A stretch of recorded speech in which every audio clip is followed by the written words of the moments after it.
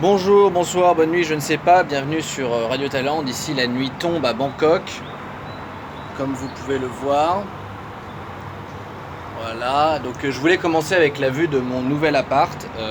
Quel rapport avec l'amitié franco-allemande, on va y venir tranquillement. Voilà, donc une belle vue, voilà, là je vous la montrais ici, mais on a aussi voilà, derrière les jardins et la très jolie piscine du condo où j'habitais avant, mais où j'ai toujours, voilà, on loue un appart ici, un appart à côté, faute d'avoir trouvé un appart assez grand.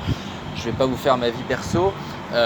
Bon après imaginant si jamais il y a des insoumis qui me regardent, j'imagine déjà un petit peu, voilà, je dois me sentir coupable sans doute d'avoir une vie confortable, je risque de récolter quelques insultes de riches capitalistes, on va pas s'étendre là-dessus maintenant, le sujet de cette vidéo c'est l'amitié franco-allemande. Alors pourquoi je commence avec la vue? Bon bah un petit peu de contexte, voilà, rappeler effectivement de temps en temps qu'on est en Thaïlande, voilà, voilà, Bangkok. C'est aussi de la verdure par endroit, faut connaître, mais effectivement je suis quand même très content, je remonte, voilà, je suis très content de la vue de mon appart. Voilà, j'aurais pas eu ça en maison, c'est pour ça que je reste en appart. Et les vues m'inspirent, voilà, c'est le lien avec l'amitié franco-allemande, on va y arriver, c'est qu'il y a un mois de cela déjà, à l'entre-deux-tours, j'étais en vacances, enfin 2 jours dans un petit hôtel sur une île paradisiaque de Thaïlande, Koh Tao, et un poème m'est venu alors que je me prélassais au bord de la piscine. Je vous propose de rentrer parce que je vais me faire manger par les moustiques. Enfin non, il n'y en a pas trop ici, mais c'est aussi que il y a peut-être un arrière-fond un peu bruyant parce que voilà, il y a quand même une autoroute hein, qui passe. Voilà, c'est joli, mais il y a un petit fond. C'est pas horrible, hein, mais il y a un petit arrière-fond. Mais c'est la ville, moi j'aime bien ça. Mais bon, rentrons tranquillement au calme pour poursuivre cette vidéo sur donc l'amitié franco-allemande depuis Bangkok. Donc j'étais à Koh Tao, sur une petite île paradisiaque, n'est-ce pas? Et m'est venu un poème dans lequel se mélange, vous verrez, mon expérience du moment très agréable avec l'expérience beaucoup moins agréable des poilus. La Première Guerre mondiale. Le mec, d'où est-ce que ça lui est venu? Donc voilà, une vue, une inspiration, un poème, la guerre, la Première Guerre mondiale. Donc, naturellement, amitié franco-allemande, Macron, Merkel, Mélenchon, tout ça, ça file comme de l'eau, c'est une logique impeccable, c'est Radio Thaïlande. Alors, euh, pourquoi la Première Guerre mondiale? Je suis né, ouais, je suis lorrain. Je suis lorrain et moi j'ai été élevé effectivement dans la mémoire de la Première Guerre mondiale, fortement. J'ai visité, quand on est lorrain, il y a forcément des sorties d'école où on vous emmène à Verdun, au fort de Douaumont. Et puis quand vous êtes lorrain aussi, bon après la chance d'avoir, j'étais dans une école c'est vrai, qui proposait ça, j'avais des correspondants allemands. J'ai été à 12 ans visiter un Allemand qui s'appelait Johannes Petri. Lui, je me souviens de son nom. Le deuxième, quand j'avais plutôt 15 ans, je me souviens pas de son nom, mais c'était un rebelle. Je me souviens, il faisait des graffitis. On était sortis un soir avec sa bande de potes. Il mettait des cagoules, il faisait des graffitis. Je faisais 2 têtes de moins que tout le monde. C'est des souvenirs, voilà. Et donc, j'ai grandi avec cette volonté de fraternité avec l'Allemagne, dans le souvenir de l'effroyable Première Guerre mondiale. J'étais moi-même un peu passionné de la Première Guerre mondiale quand j'étais ado. Est-ce que c'est une passion un peu malsaine? J'en sais rien, mais j'ai lu beaucoup de bouquins. J'avais tous les bouquins sur les lettres des poilus, toutes les cassettes VHS sur les tranchées en noir et blanc. Et voilà, comment a pu-t-on faire cela? Et j'ai toujours grandi, et encore aujourd'hui, je reste un peu habité par l'idée que si j'étais né 100 ans plus tôt, voilà, en 1882 au lieu de 1982, eh bien, voilà, je serais aujourd'hui en train de me faire déchiqueter dans les tranchées, et voilà, j'aurais eu donc 32 ans en 1914, et donc le bon âge pour aller se faire charcuter dans les tranchées.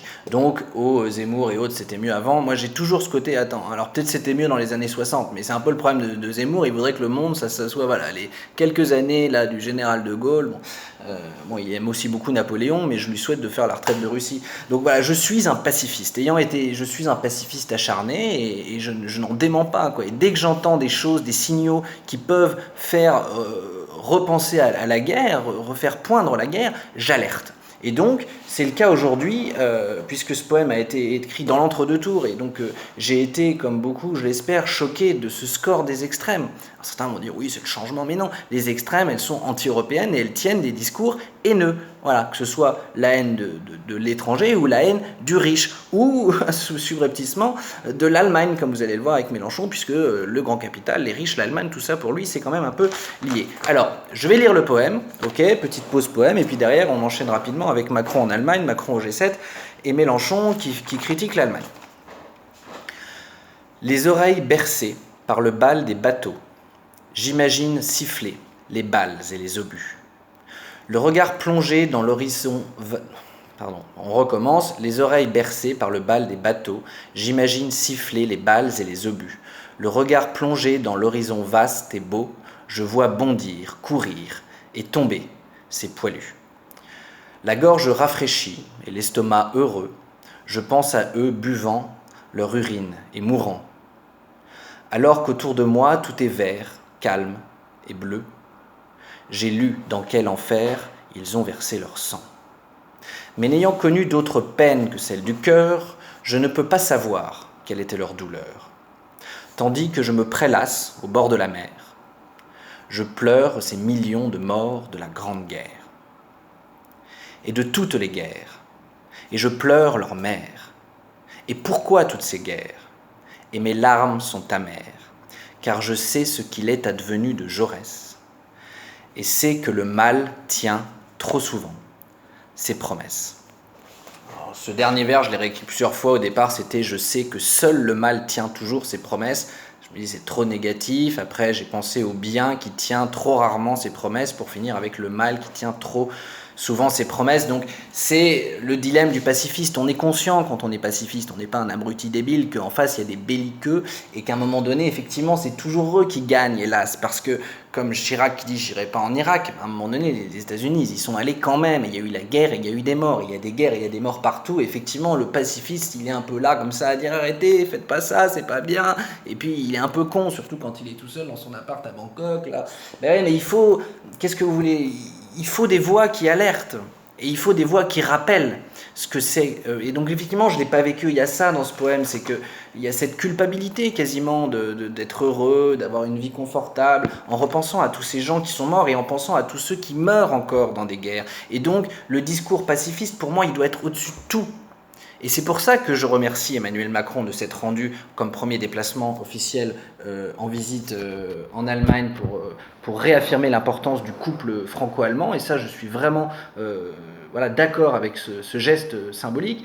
Je viens de lire, je viens de regarder aussi là ces déclarations suite au G7, puisque je suis un petit peu en retard face à l'actualité. Je ne sais plus si je l'ai déjà dit, mais j'ai fait 2 enregistrements ratés avant, alors c'est toujours difficile, je ne sais plus trop ce que j'ai dit ou pas. Mais donc, ces déclarations du G7 là, qu'il vient de faire, je les trouve plutôt convaincantes. Voilà, alors oui, certains vont dire c'est des beaux discours, mais à ceux qui disent c'est des beaux discours, est-ce que vous feriez mieux que lui ? Voilà. Donc moi je trouve Macron plutôt convaincant dans ses premiers pas à l'international. Je voulais affirmer par ce poème, par cette vidéo, mon attachement viscéral à l'amitié franco-allemande, malgré des divergences qui peuvent exister. Et c'est là que je vais faire la transition sur Mélenchon, parce que je suis retombé sur une vidéo de lui, il était à Huanepacouché en fin 2015. Fin 2015, peut-être que vous le saviez, peut-être que vous le saviez pas, il avait publié un pamphlet contre l'Allemagne, qui s'appelait Le Hareng de Bismarck, dans lequel il détruit un peu le système allemand, il montre qu'en fait ils sont pas si écolos que ça, il montre qu'ils vieillissent, il montre que c'est à cause d'eux que tout va mal, et derrière, et comme c'est souvent le problème avec Mélenchon, derrière des analyses réelles, il pointe des vrais problèmes qui mériteraient d'être discutés, débattus calmement, mais lui il emballe ça derrière un pamphlet et des mots extrêmes comme le fait que l'Allemagne est un poison, le poison allemand, où je vais vous lire un extrait, parce que j'ai pas lu le bouquin en entier, mais j'ai vu son interview en entier.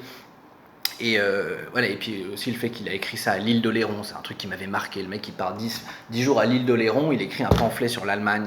Bon.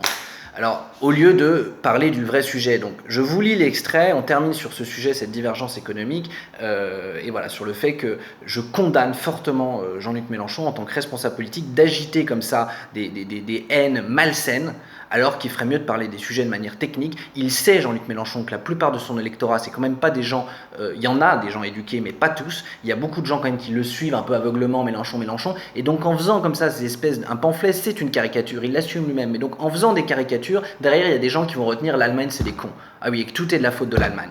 Et ça donne quoi, ça? Le jour où il est élu, le jour où les Français insoumis, ils se disent, ça y est, on est au pouvoir, et que les Allemands, c'est des cons. Ça fait quoi, ça?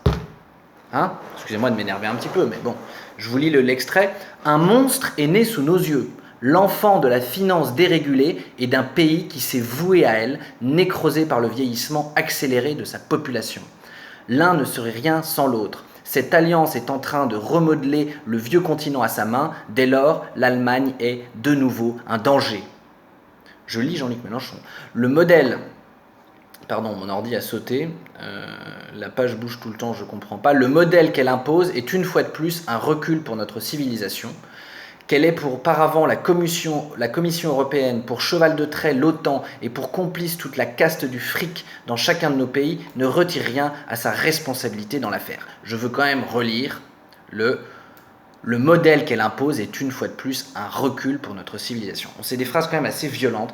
Et donc, ce qu'il y a derrière ça, je dépasserai les 10 minutes aujourd'hui, mais c'est quand même important, il pointe un sujet, il le développait plus longuement dans l'émission, et qui est intéressant, qui est le fait qu'en Allemagne, la plupart des retraités ont des retraites par capitalisation. Donc l'Allemagne, elle a besoin que, comme dirait Mélenchon, le capital crache les dividendes pour que ces retraités aient des bonnes retraites. Alors que nous, en France, on a un système par répartition, donc on a besoin que les travailleurs gagnent bien leur vie pour pouvoir payer les retraites des retraités, puisque c'est comme ça que ça fonctionne chez nous. Donc on a là une divergence d'intérêts économiques.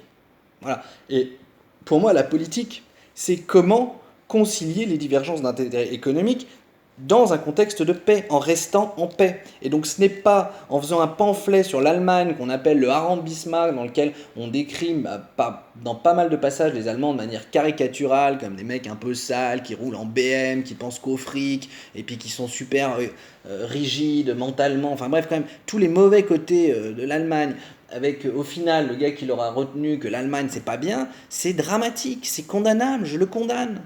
Donc Mélenchon, encore une fois, là je suis désolé, je condamne, donc là sur ce sujet précis, cette caricature que vous brandissez, et finalement vous prétendez, monsieur Mélenchon, éduquer vos électeurs, vous les abêtissez, vous les remplissez de notions haineuses en permanence. C'est scandaleux.